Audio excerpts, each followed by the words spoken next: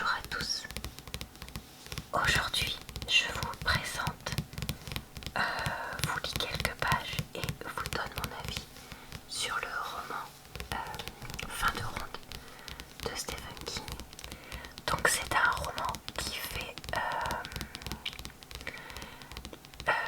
qui termine une trilogie commencée avec Mister Mercedes, continuée avec Carnet Noir et du coup ce troisième et dernier tome. J'ai déjà fait des vidéos sur les deux premiers tomes, donc si vous voulez les voir, elles seront en barre d'infos, j'essaierai de penser à les mettre. Et du coup, si vous n'avez pas lu ces livres mais que vous souhaitez les lire, peut-être évitez de regarder cette vidéo pour ne pas avoir de spoil. Allez, on est parti pour le résumé. Donc ici on nous dit: dans la chambre 214 de l'hôpital Kinner Memorial, Brady Hartsfield, alias Mr. Mercedes, gît dans un état végétatif depuis 7 ans, soumis aux expérimentations du docteur Babineau. Mais derrière son rictus douloureux et son regard fixe, Brady est bien vivant et capable de commettre un nouveau carnage sans même quitter son lit. Sa première pensée est pour Bill Hodge, son plus vieil ennemi. Après Mister Mercedes et Carnet Noir, la série de l'inspecteur Hodge se termine avec ce dernier volet. Parfait mélange de suspense et d'horreur. Donc, comme vous pouvez le voir, ce livre-là, je l'ai acheté. Il n'y a pas de la médiathèque, contrairement à la plupart des livres que je vous présente, puisque Stephen King est mon auteur préféré. C'est pour ça d'ailleurs que je présente régulièrement ces livres. Donc voilà, sachez qu'après je reste très critique sur ce qu'il fait, comme je vais maintenant, comme toujours, lire quelques pages donc, du roman pour vous montrer un petit peu donc, le style dans lequel ça a été écrit. Les petits bruits bizarres, c'est pas moi, c'est mon chat qui est sur mes genoux. 10 avril 2009, Martin Stover. C'est toujours avant l'aube qu'il fait le plus noir. Ce vieux poncif traversa l'esprit de Rob Martin alors que l'ambulance qu'il conduisait remontait lentement Marlborough Street vers leur base, la caserne de pompiers numéro 3. Selon lui, celui qui avait trouvé ça avait vraiment mis le doigt sur quelque chose, parce que ce matin, il faisait plus noir que dans le trou du cul d'une marmotte. Et l'aube n'était pas loin. Pas que le jour promettait grand-chose quand il finirait par se lever. Appelez ça l'aube avec une gueule de bois. Le brouillard était épais et apportait l'odeur du grand lac, pas si grand que ça.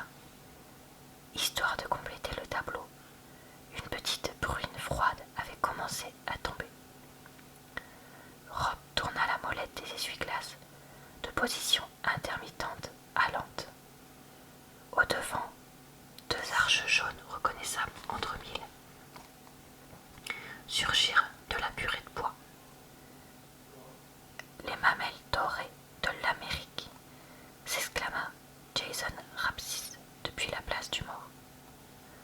Rob avait travaillé avec un nombre incalculable d'ambulanciers au cours de ses 15 années dans les secours, et Jason Rapsis était le meilleur. De bonne compagnie quand il ne se passait rien. Imperturbable et hyper compétent quand tout arrivait d'un coup. Nous ne connaîtrons plus la fin. Dieu bénisse le capitalisme. Arrête-toi, arrête-toi. T'es sûr? Demanda Rob, après la leçon qu'on vient de recevoir. Revenait d'une de ces maisons de Sugar Heights, où un homme du nom de Harris Gallen, se plaignant de douleurs abdominales aiguës, avait appelé le 911. Il l'avait trouvé étendu sur le canapé, dans ce que les riches appelaient sans doute le grand salon. Baleine échouée en pyjama de soie bleue. Sa femme planait au-dessus de lui, convaincue qu'il allait casser sa pipe d'un moment à l'autre. Scott et Jason. Il sautait sur son siège comme un gosse. secouriste compétent et sérieux qui avait pris les signes vitaux de M. Callen. Rob le secondant, sac de premier secours en main, avec son matériel d'intubation et ses solutions injectables pour arrêt cardiaque. Avec ses cheveux blonds lui tombant dans les yeux, Jason avait l'air d'un ado attardé de 14 ans. « Arrête-toi, j'ai dit. » Rob s'engagea sur le parking. Il se ferait bien un petit sandwich du matin lui aussi. Peut-être une de ces croquettes aux pommes de terre qui ressemblaient à des langues de bison rôties. Il y avait une petite file de voitures au drive-in. Rob se glissa en bout de queue. Et puis, c'est pas comme si ce type avait eu une vraie crise cardiaque, dit Jason. Overdose de bouffe mexicaine, c'est tout. Il a refusé qu'on l'emmène à l'hôpital, pas vrai? Vrai. Après quelques rotonitruants et un coup de trombone depuis les parties basses qui avait fait fuir sa chic femme anorexique vers la cuisine, M. Callen s'était assis, avait affirmé qu'il se sentait beaucoup mieux et leur avait dit que non, il ne pensait pas avoir besoin qu'on le transporte au Kinner Memorial. Rob et Jason ne le pensaient pas non plus, pas après l'avoir écouté énumérer tout ce qu'il avait englouti au Tijuana Rosé la veille au soir. Son pouls était fort, l'avait probablement toujours été, même si sa tension laissait un peu à désirer, et il était stable. Le défibrillateur automatique externe n'était jamais sorti de son sac de toile. « Je veux 2 McMuffins et 2 rostis, annonça Jason, et un café noir. Non, attends, prends-moi plutôt 3 rostis. Rob pensait toujours à Callen. C'était une indigestion aujourd'hui, mais la prochaine fois ce sera du sérieux. Un factus foudroyant. Il pesait combien tu crois? 130, 160? Au moins 150, répondit Jason. Et arrête de cacher mon petit-déj. Rob tendit le bras en direction des arches dorées qui perçaient à travers la brume due à la présence du lac. Cet endroit et toutes les parages agraises du même genre représentent la moitié de ce qui va mal en Amérique. En tant que professionnel de santé, je suis sûre que tu es au courant de ça. Ce que tu viens de commander, c'est 900 calories directes, mec. Ajoute de la saucisse dans ton McMuffin et t'es pas loin des 1300 calories. Et toi, docteur santé, tu prends quoi? Muffin saucisse, peut-être 2. Jason lui tapa sur l'épaule. Ça me plaît. Voilà. Bon, allez maintenant vous donner mon avis sur ce roman. Alors, j'ai beaucoup aimé ce roman. C'est vrai que dans la trilogie, comme dans beaucoup de trilogies en fait, maintenant que j'y repense, j'ai pas aimé le tome 2, mais j'ai aimé le tome 1 et le tome 3. En fait, ce que j'ai beaucoup aimé dans ce tome 3, c'est qu'on retrouve ce que j'ai aimé du tome 1, c'est-à-dire Brady Hartsfield.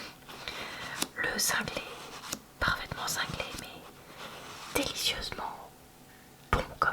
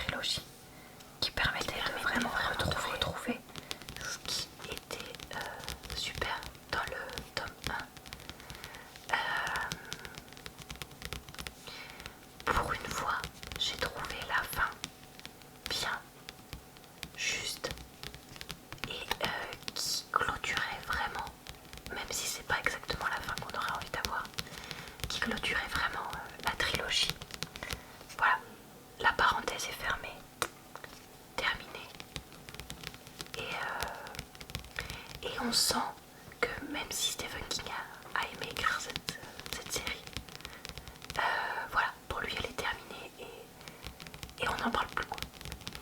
Donc ça c'est quelque chose que j'ai trouvé appréciable, contrairement à certaines séries, que ce soit des séries littéraires ou des séries à la télé qui traînent et qui traînent et qui traînent, qu'on n'en peut plus, qu'on leur dit mais arrêtez, arrêtez, mais voilà. Donc ça c'est vraiment quelque chose que qui est assez particulier dans cette série, que je vais redire même si je l'avais déjà dit dans ma vidéo sur le tome 1, c'est quand même que le personnage de Brady est vraiment très atteint dans la catégorie fou, et que je pense que ça ne plaira pas à tout le monde sa façon d'être. Donc ça c'est quelque chose qu'il faut savoir.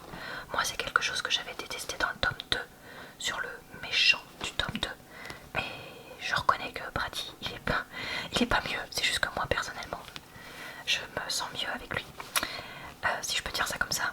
Et une autre chose qui m'a quand même un peu moins plu par rapport au tome 1, c'est la surprésence du personnage de Holly, que je trouve quand même une chouille, comment dire, caricaturale, parce que voilà, elle est, enfin qu'elle soit assez décalée socialement, etc. Ok, mais je trouve qu'elle devient un petit peu la carte facilité pour résoudre certaines situations. Oh là là, elle a pris un objet sur la scène de crime.